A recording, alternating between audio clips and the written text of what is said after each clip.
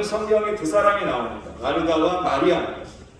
분명한 것은 이 두 사람 모두가 믿음의 사람이었습니다.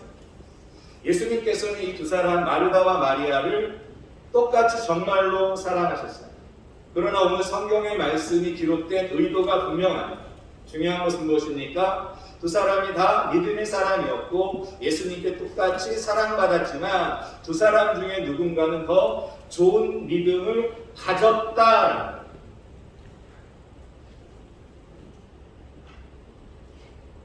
누가복음 10장, 오늘 말씀이 조금 틀리기는 했는데 제가 잠깐 볼게요. 누가복음 10장 32절 말씀에 이렇게 말씀하고 있습니다.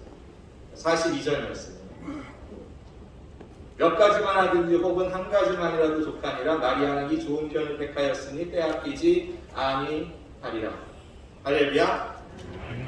모든 믿음이 다 같은 것이 아니다. 다 좋은 믿음이 아니라는 거예요.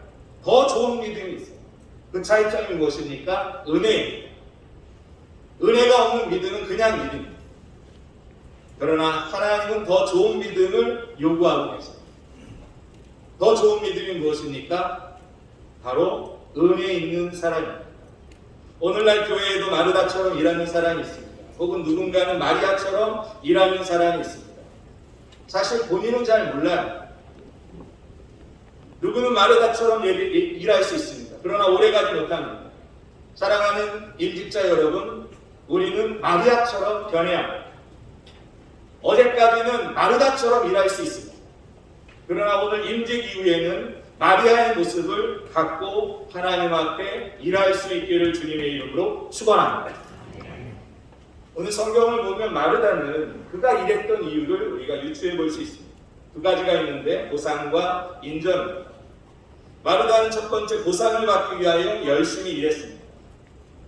보상을 받으려고 하나님의 일을 하는 것은 그 신앙은 일이 아니라 신앙이 아니라 거래입니다. 여러분 신앙이 거래가 되면 하나님 앞에 순종하면 반드시 축복을 받아야 된다고 생각해요. 이것이 거래입니다. 여러분 신앙생활 하다 보면 이해할 수 없는 일들이 참 많죠. 오히려 상황에 안 맞을 수 있을 때가 많습니다. 여러분 사도 바울은 선교를 했는데 감옥에 갔습니다. 죽기까지 했어요. 이해할 수 없는 일. 스데반은 충성하였는데 핍박을 당하고 결국 순교하였습니다. 이해할 수 없는 일. 여러분 신앙이 거래가 되면 보상을 받으려고 한다면 이 모든 것들이 사실은 원망하게 되고 불평의 거리가 되는 거예요. 또 인정받고자 하는 마음이 있었습니다. 여러분 인정이 무엇입니까? 모든 일에 내가 중심이 되는 거예요. 내가 하나님이 되는 거예요. 내가 기준이 되는 거예요. 결국 남을 판단하게 되고 정죄하게 됩니다. 오늘 성경의 말씀을 보면 마르다는 마리아를 비난합니다. 정죄하게 됩니다. 왜 그렇습니까? 그 스스로가 기준이 되었기 때문에 그렇습니다. 내가 중심이 되었기 때문에 그렇습니다. 그 속에 하나님이 주신 은혜가 없기 때문에 내 속에 믿음이 없어서 자신감이 없는 거예요. 오늘 임직을 받기 전에 오늘 저와 여러분들이 점검받기를 바랍니다. 혹 내가 남을 비난하고 있는 것은 아닌지 판단하고 있는 것은 아닌지 좀 더 중심으로 들어가서 내게 주신 하나님의 은혜가 내게 있는 것입니다. 어느 모임이든 문제를 일으키는 사람이 있습니다. 사실 그 모임에 중력자가 문제를 일으키는 경우가 많아요. 그 이유는 무엇입니까? 보상 때문에 그렇습니다. 인정 때문에 그렇습니다. 충성을 많이 하는 사람일수록 어렵게 할 수 있어요. 내가 이 땅에서 보상을 반드시 받아야겠다라고 하면 문제가 생깁니다. 눈에 보이지 않는 은혜가 아니라 눈에 보이는 보상이 필요하기 때문에 인정이 필요하기 때문에 문제를 일으키게 될 수 있어요. 그러나 오늘 성경의 말씀에는 마리아의 믿음을 요구하고 있습니다. 마리아의 신앙은 무엇입니까? 내가 하나님께 받은 은혜가 너무너무 크다라는 거예요. 빚진 자의 의식이 있는 거예요. 요한복음 12장 1절 말씀에 이후의 말씀에 이렇게 기록되어 있습니다. 6월절 엿새 전 예수께서 베다니에 이르시니 이곳은 예수께서 죽은 자 가운데 살리신 나사로가 있는 곳이라. 거기서 예수를 위하여 잔치를 할 때 마르다는 일을 하고 나사로는 예수와 함께 앉은 자 중에 있더라. 마리아는 지극히 비싼 향유 곧 순전한 나드 한 근을 가져다가 예수의 발에 붓고 자기 머리털로 그의 발을 닦으니 향유 냄새가 집에 가득하더라. 마리아는 예수께 받은 은혜가 너무너무 컸던 것. 이 마음이 복입니다. 찬송가 356장의 가사처럼 만 가지의 은혜를 받은 거예요. 주께 받은 은혜가 만 가지나 있는 거예요. 갚을 길이 없는 거예요. 누가 하나님의 사람입니까? 하나님만 즐거워하는 사람이 하나님의 사람인 줄로 믿습니다. 더 보상을 받지 못한다 할지라도 하나님 그분만을 기뻐합니다. 하나님 그분만을 찬양합니다. 오늘 찬양의 가사처럼 오직 하나님만을 송축하는 것. 누가복음 17장에 명령받은 것을 다 행한 후에 이르기를 우리가 무익한 종이라 우리가 하여야 할 일을 한 것뿐이라 라고 말씀합니다. 누가 하나님의 종입니까? 하나님 앞에 서서 내가 무익합니다. 주께 해드린 것이 없습니다. 혹 내가 인정받지 않아도 나는 마땅히 할 일을 한 것뿐입니다 라는 겁니다. 오늘 임직을 받습니다. 임직이 뭡니까? 직분자를 세우는 것입니다. 하나님의 맡기신 사명을 감당할 사람들을 오늘 세우게 되는 거예요. 여러분들이 임직자예요. 여러분들이 하나님이 세우신 자예요.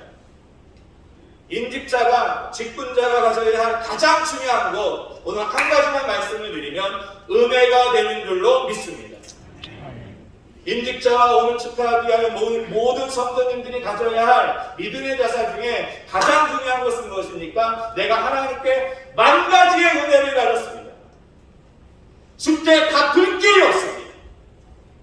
이 은혜 붙들고 사실 수 있는 저와 여러분들 되실 수 있기를 주님의 이름으로 축원합니다. 직분자는 보상을 바라는 것이 아닙니다. 물론 여러분들이 열심히 하다가 보상을 받을 수 있으면 좋겠지만 없어도 충분합니다. 인정을 바라는 것 아닙니다.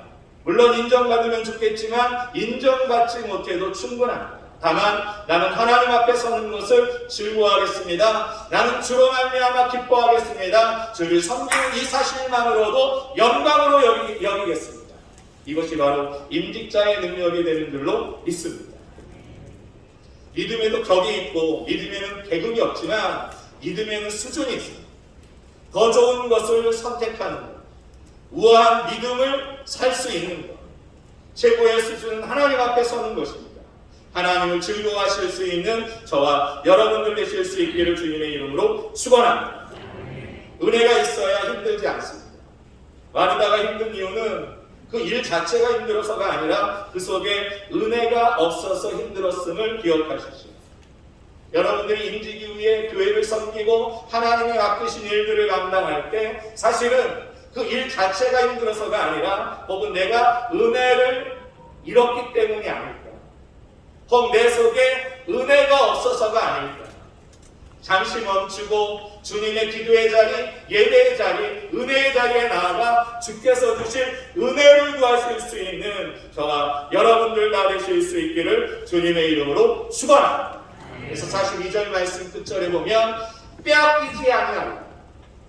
사단은 우리의 은혜를 빼앗고자 노력하지만 오늘 저와 여러분들이 주로부터 말미암아 받는 은혜는 절대로 빼앗기지 아니하고 영원토록 주님 앞에 서기까지 부족함 없이 충성하는 승리하시기에 부족함이 없는 저와 여러분들 되실 수 있기를 주님의 이름으로 축원합니다. 제가 오늘 교회에 와서 말씀은 다 끝난 거예요. 마무리하겠습니다. 주보 순서지를 봤는데요. 저는 한 번도 교회 이 밑에 요 난이 들어간 걸 본 적이 없어요. 교회, 서울수정교회 로고에 대한 담긴 뜻하고 이렇게 쓰여져 있습니다. 이걸 보면서 굉장히 감동을 받았습니다. 맑은 눈을 서울수정교회는 성전의 문지방에서 흘러나온 작은 샘물이 있는 곳마다 살고 건성하게 하여, 이 문구가 저를 사로잡았습니다. 은혜가 필요한데 압도적인 은혜가 필요합니다. 한 달 전에 우리 서울에 비가 130년 만에 비가 많이 내렸습니다. 저희 교회는 동작구 이수역 쪽에 있습니다. 거기에 비가 엄청 많이 쏟아져서 여러분은 뉴스에서 많이 보셨지만 남성 사계시장 바로 옆이 우리 교회입니다. 그때 비가 얼마나 많이 내렸는지 저는 밤을 꿀딱 샜습니다. 그때 바깥에 나가면 진짜 물이 허리까지 찼어요. 아, 이거 큰일 났구나 이렇게 생각을 했어요.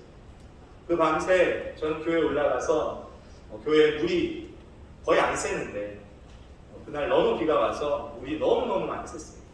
그래서 옥상에 올라갔더니 옥상에 제가 목사인데 거짓말 하겠어요?